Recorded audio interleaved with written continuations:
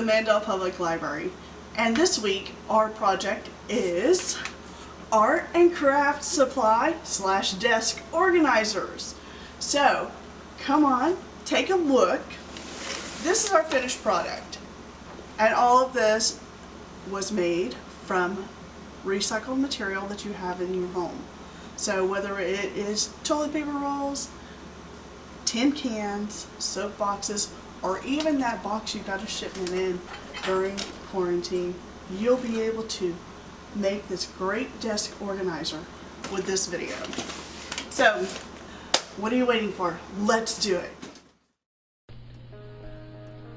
For your art and craft supply desk organizer, you're going to start collecting up some cereal boxes, some popcorn boxes, soap boxes, toilet paper rolls, anything you have that might be thrown in the trash or recycled you can use in this project, such as drink mix, plastic containers, and even tin cans. Be sure to wash them and make sure that you're not going to cut your fingers on the tin cans.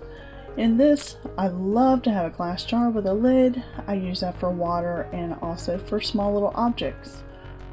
And don't forget your big box to put all your organizing things in. I'm going to show you how to fix that later. So grab your pencil, some clear tape, whether it's regular double-sided, masking tape, a pair of scissors, ruler, a small dish, and some glue. Now let's move all this stuff over there. And don't forget to have fun with your projects too. So on to the decorative parts. So you're going to need some paper. You can use all kinds of paper, scrapbook paper, contact paper, which is really great. You can use the back of it, it's got measurements. Any kind of decorative paper with words, or you might want to use magazines, anything like that. And I have some colored 8.5 by 11 paper. I first started out with my big box, and I went ahead and took some measurements so I can make sure that the paper that I'm going to use is going to fit around the box. And I went ahead and covered this box while off the video because it was quite a challenge to put all that on. So let me show you some detail work of wrapping some boxes. I'm going to use the contact paper here, and as you can see, there was measurement on the inside. And I just wrapped it around just like you're wrapping a gift. And here, look how easy it is to cut that with those measurement lines. You can go right across the back. So once you have that in place, make sure your surface is all cleaned up, and let's get ready. We're going to see about taking some tape and putting the tape inside the box. So this will hold the little flaps of your box down. So I just go and place the tape, and I do that all the way around with all the flaps of the box where you have opened it. And we're going to do that all the way.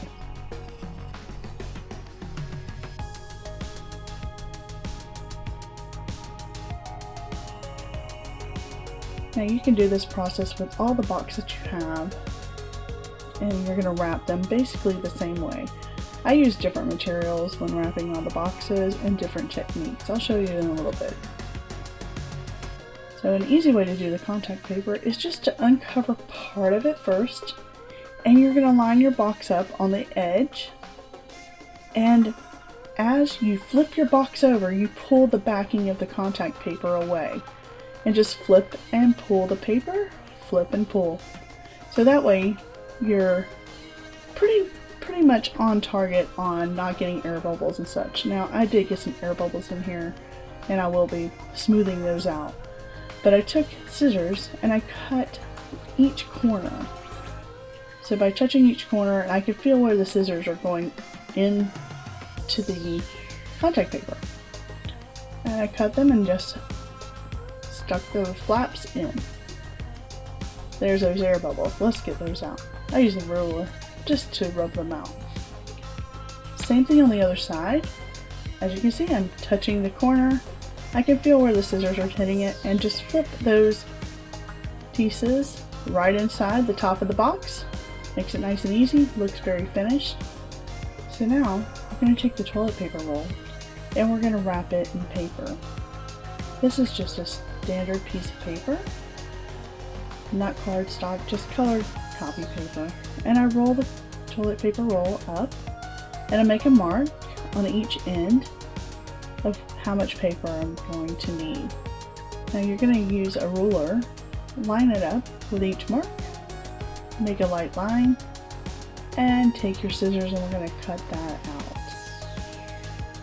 So one of the cool things is that we're going to use that paper for another part of the project. So now we're going to take our tape, and I'm taking the regular clear tape, and I'm going to put one piece on the middle of the paper in the middle of the toilet paper roll. Be sure to press down and get it ready. Now I use some double-sided tape here, and I put the double-sided tape on the edge of the other side of the paper. And once we roll this up, it's going to adhere to the toilet paper roll, and it'll be nice and clean and easy. Now sometimes you can just use glue and do this too. And then just rub it down really well, and you're ready now to invert the flaps into the toilet paper roll. This way it'll give you a nice easy edge, a pretty color in the middle, and it's pretty easy. So you can see where the toilet paper roll is by I'm holding this up to the light. When you insert your scissors here and you take a snip into the paper, you're going to feel the scissors touch the toilet paper roll. For this purpose right now, I'm going to show you that each of these flaps, I just folded them back, placed tape on the very end, and flipped them inside the end of the toilet paper roll. So let's go and get these done on all 4 flaps. The other side, we're going to do the same thing. Just take your scissors, once again, make little snips. You'll actually feel the scissors touch that toilet paper roll once again. So go ahead, put tape on all the ends, so you don't need to fold them back at this point, so you know what to do. And there you have it. You have that. But now I want to put a bottom on the base of this toilet paper roll. So that's where having that extra paper comes in handy. You're going to take your toilet paper roll, trace it around, and now you know what size the bottom should be. I always cut this piece out. It just makes it easier for cutting a circle and cutting in smaller, intricate areas. I cut it a little bit wider than what the circle is drawn. I apply glue to the bottom of the toilet paper roll. Just dabbing it on, it's a lot easier. You don't get a lot of mess or extra waste in glue. And just line it up, push it on there, and ta-da! Now all 4 of these have bottoms. As we did with the cereal boxes, I did the same technique with soap boxes. And here's a tin can. I love duct tape. Duct tape is so much fun. So you can take and decorate anything really with duct tape.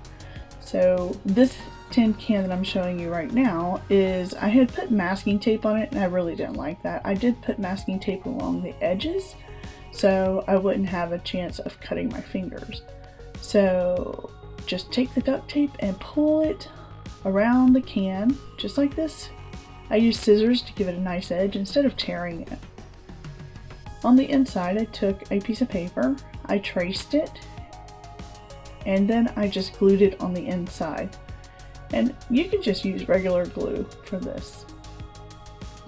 Now, you can take some of those toilet paper rolls, place it inside the can, and you have a nice little pencil marker caddy. Now, I took some of these drink mixes that you get, they're plastic containers, and I put paper around those, and I love this glass jar. I take this glass jar everywhere with me. I use it for water, so if I'm on the road, I use it for my paint jobs. I take little canvases and do that. But see, you can see this is one of the plastic containers, holds all kinds of tall items. This is another box. I took a little bit of a different technique with this. I took and I glued some papers on, I taped papers on, I cut them to size on each sides of the box. I wanted to have like a different color on each side. And then I added decorative papers on the outside. So once I found the way I really liked it, I just rolled tape up. So if you don't have double-sided tape, you can roll your tape up just like this with the sticky side out and place it on. Now this is what it looks like with double-sided tape. I actually like to just roll tape. I find it very relaxing. And just place them in place and you're set and ready to go. Now the box, the big box, I had already covered this box just to make it a little bit faster for the video. But what I did is I actually customized the box. I cut the front flap off and I attached it to the back with masking tape and 2 braces of cardboard. So that gave it a little bit more of stability and made it nice and sturdy. So I just placed a piece of paper on the bottom. I didn't even tape that down. I found some scrap paper and I lined the box all the way around with paper and scraps. And this side you could mount other things on there, but I have another trick I'll show you in a minute. This is a 12 by 12 sheet and I love 12 by 12 paper because I made this box to be approximately 11.5 inches, and a 12 by 12 sheet of paper is perfect for the back of it. So now we're just putting all the elements into our organizer. So we have all these different separate organizers now, whether it's the tall cereal box, the popcorn box, the soap box. Now you can start loading all your supplies in there. I put drawing paper, scrap paper, a file folder with stencils. This is 8.5 by 11 paper, fit perfect in this box on the right side.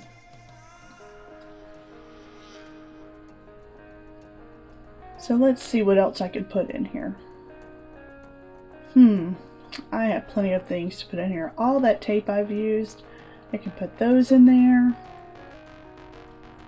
Let me collect some things. Oh, pens and pencils and markers all into the toilet paper roll caddy. And what's really great is you can be able to, if you're drawing or using your markers, you can pull that little caddy out and just use that. So put in paint brushes if you have them, any kind of art and craft tools. Here's that little trick on the side. I took a binder clip and added all my cutout little words and cards. And it's perfect to clip on the side. So I hope you have enjoyed this art and craft supply desk organizer. You can use this for all different things. So here, I'm going to load some more things in here. Scrap paper. Wow, I have a lot of stuff. So don't forget to subscribe and give us a thumbs up, like us, share us, and I hope you had a really great time.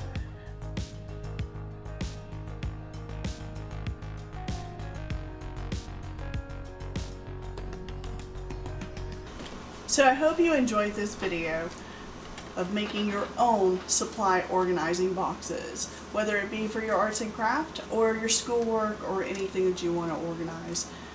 This project has also been really fun for me because I'm actually going to be using this throughout the whole summer and getting organized for all the fun art and craft shows that we have available.